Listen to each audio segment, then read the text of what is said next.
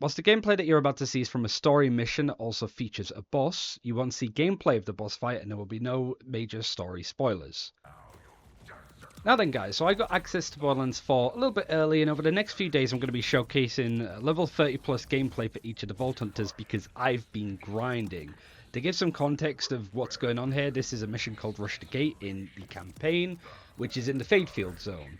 And without talking about too much, because I'm still under embargo, I essentially left it as late as possible to do this mission. I did some of the other missions and side quests and stuff to get to level 30 for the time that I actually showed this mission off, because I wanted to show off some capstones and just what these guys are like at higher levels. But this isn't endgame content. This video also isn't a guide. I did have another video planned to go out today, but I'm a little bit nervous that it doesn't quite fit what 2K want me to post, so I'm going to hold off on it, double check it with them, and put it out later if it's needed.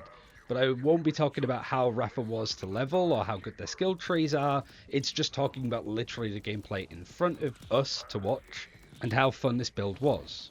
Certainly one of the main reasons why I wanted to leave it till level 30 was to show off some capstones, and the one that I chose to show off was Galvanic Panic, where RAFA performs a melee attack. You send out these like stream gliders that deal corrosive splash damage. You'll see the projectiles, and you can actually kind of use it at range, which is cool. And there's a lot of stuff around marking enemies too, doing damage based on how many enemies you've marked, and you'll notice that every time I hit an enemy, they'll have this icon above them. That's how many times they've been marked. And it basically, like every kill, it's sort of able to reset the duration of this ability. And you can also use Blade Fury, which ends art knives and does a big volley of acid stream gliders that you throw around in a little AoE. I also have got the augment of acid drop, where you're seeing this a lot. Instead of like dashing forward with the right click, you do this like leap down doing corrosive damage wherever you land, and any marks that are removed from an enemy, either when they die, when you activate your spin to end art knives, or just I guess when they run out of time, they do big corrosive nova damage. So this is like a corrosive RAFA build essentially. And so now that I've kind of gone over everything, let's talk about what's in front of us, because I kind of feel that the gameplay speaks for itself at this point. But one of the key reasons as to why I wanted to show off this, I've tried all of the other talents, but like I said, I can only really talk about what's in front of us here. I can't talk about the other trees just yet. You're going to have to wait on that front. One of the reasons why I wanted to show off this build in particular is because melee builds are gimmicky, which is funny because this whole skill tree is called this year's gimmick, and it's a whole different way of playing. We have had melee oriented characters in the past, going back to Brick from Borderlands 1, but notably Amara in Borderlands 3, and even some of the Wonderlands classes too, having a lot of melee focused effects. But it tends to be the case, if I think of Amara's brawl tree, very fun to level with, decently strong at like max level, but then when you start getting into the end game stuff or higher difficulties, it really just hits a brick wall. There's only so much that you can do, and yeah, frankly speaking, it pretty much becomes obsolete at the higher levels unless you get specific class mods, legendaries that can gimmick your way into success. In this gameplay, I don't have any legendary class mods that would, or any legendaries that would fundamentally change how I would play the character, right? Sometimes you can get class mods in Borderlands 3 that would just make you play totally differently to how you would assume. But I do have a couple of legendaries equipped. I don't actually use the gun, I don't think, so I'm not going to talk about it just yet.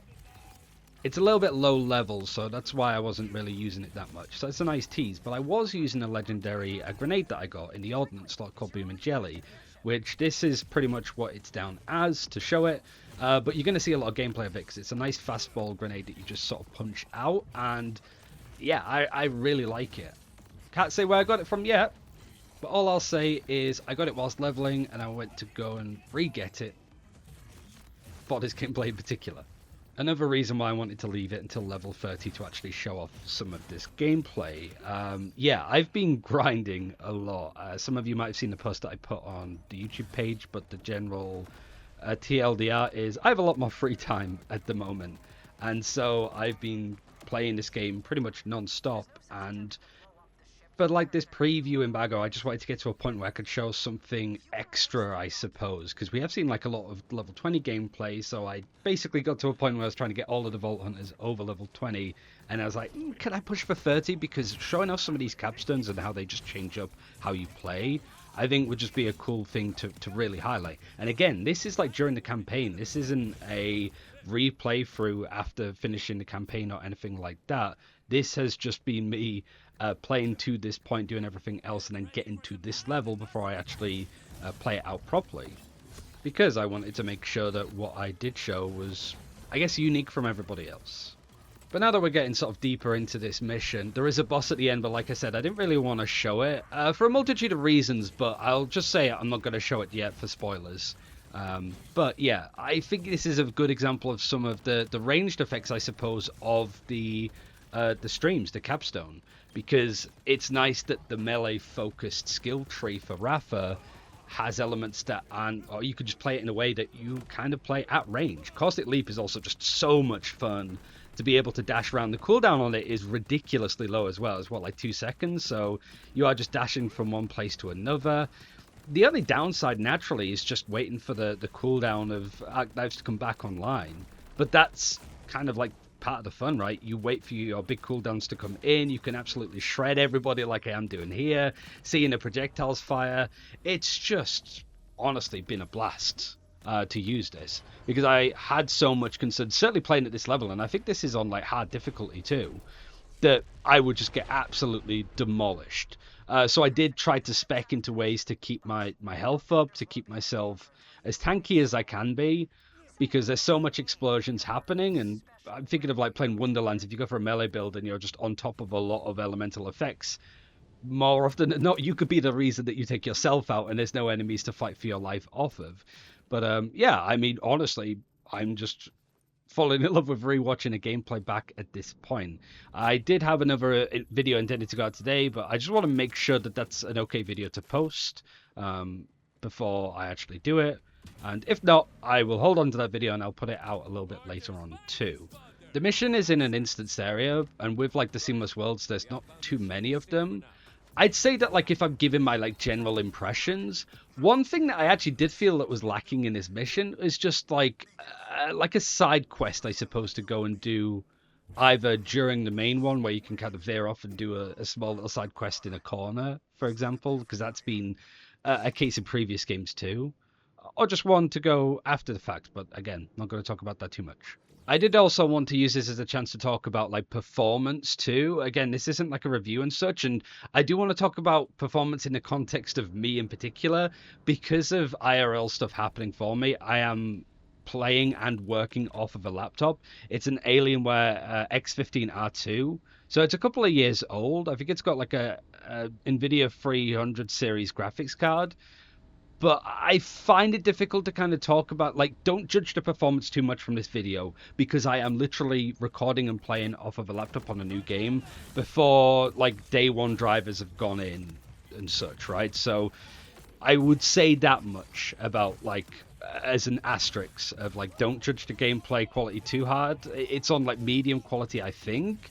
And it's run pretty well, but it is still very early days, and I'm not necessarily on the most stable of setups. So I did want to say that before people look too much at like, oh, what's the frame rate like and such. That's all I wanted to make sure that I said, is just like, in my particular situation, I would not use me as a benchmark of how this game performs because of everything that's been going on. But the general plan as well for this series is tomorrow to put out a video like this for another Vault Hunter that's level 30. So this is a good chance for you guys to, in the comments, if you want, to just vote, I suppose. Either upvote in comments of which Vault Hunter you'd want to see next out of Aim and Vex and Harlow, or just keep posting which ones you want to see and what kind of stuff that you want to see. Naturally, I'm under embargo still, so if you have questions, I'm probably not able to answer them currently, but you're more than welcome to post the questions and I'll answer them whenever I can. And if I can answer them for whatever reason, then I will do. But 2K have been ever so kind to actually give me early access to the game.